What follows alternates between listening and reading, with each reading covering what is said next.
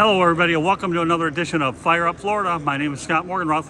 Glad to be joined by Jordan Miller, defensive line. We're going to get defensive with Jordan Miller. And first of all, Jordan, welcome to the show. Appreciate you. Appreciate you having me here. Oh, you're very welcome. So let's talk about the changing in the coaches between Manny Diaz and Mario Cristobal. What have you noticed so far?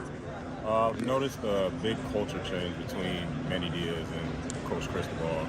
Like all around the program, you can tell that it's just a different atmosphere, different vibe to the program. Like everybody's intentional in what we do. There's a reason behind what we do. Nothing feels like you're doing it for no reason. There's a purpose and a reason behind everything. And it's not just always football oriented. It's on bettering you as a man as well afterwards. So do you feel that Mario Cristobal is a bit more personable than Diaz? I'm not knocking one or the other, but I'm just trying to get a contrast in their leadership style.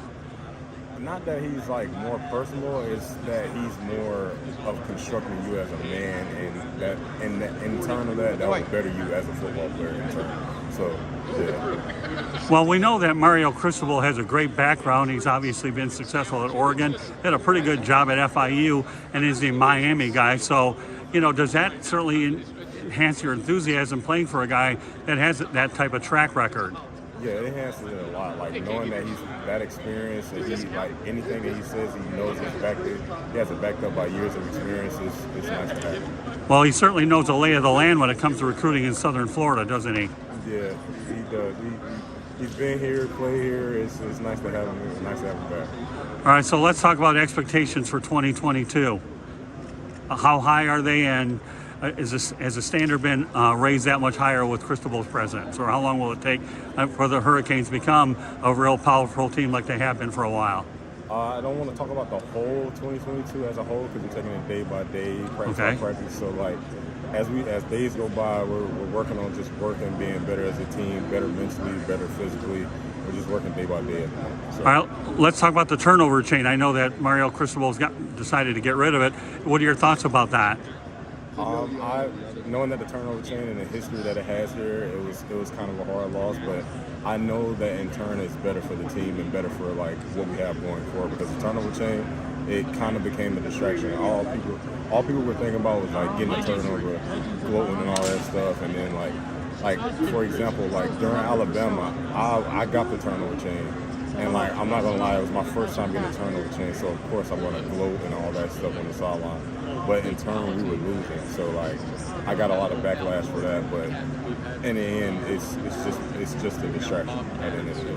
So what brought you to the University of Miami? We know they have a great tradition. They produce a lot of NFL players, and their alumni is pretty impressive.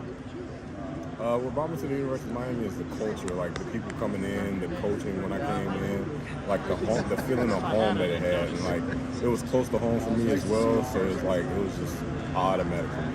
Well, you're playing in a Power 5 conference. You're going to face the best competition for sure. Yes, sir.